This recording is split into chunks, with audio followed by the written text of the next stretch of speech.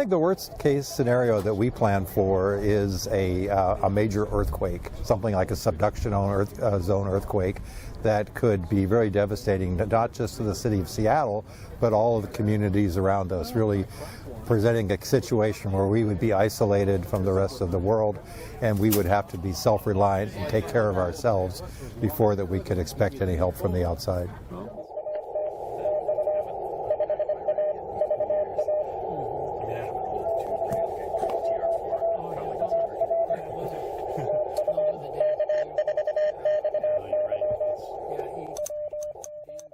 When we had a situation like a major earthquake, we would have to expect that the lines of communication, the telephone and TV, as well as transportation, would be severely disrupted, and communities, neighborhoods would have to really rely on being able to take care of themselves. They have to be self-reliant as far as their supplies, their ability to rescue one another, suppress fires, provide food, shelter, and first aid.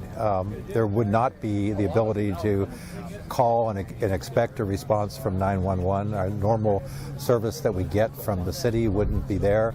We'd really have to be able to operate off the grid. We'd have to be able to operate self-reliant and provide all those things that we take for granted every day. So we'd have to have enough food, enough water, and have our own ability to provide shelter.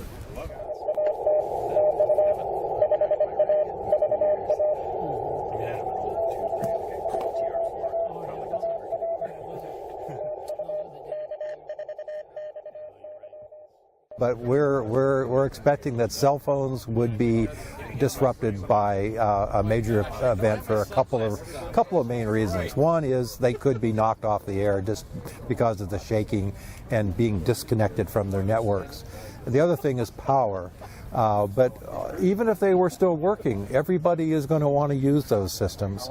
Like if you'll remember when the Seahawks won the Super Bowl, we had a big parade downtown in Seattle, and everybody got on their cell phones and was streaming videos, and there wasn't enough capacity in the system. Well, can you imagine what would happen if we had a major earthquake and a few of our cell towers were working? Well, those would soon be overloaded, and we would have what's called a denial of services. There's more requests than there is capacity to carry it. So either they would be, your cell phone would probably not be able to operate, you wouldn't be able to reach out to 911, and you couldn't tell your friends and neighbors that you were okay. I think Seattle has for years known about the threat and the likelihood of an earthquake, and has taken it seriously and has done a lot of grassroots participation and planning. But frankly, not all of the community is checked in. There's some good examples. Like here today, you'll see folks from the community hubs.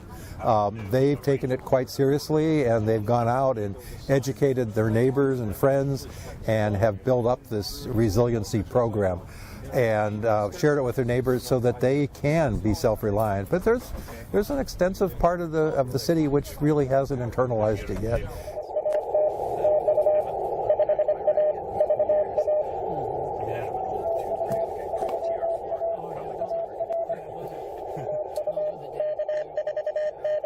Having some good talks with folks. It was a fun time, and hopefully we can do it next year. Maybe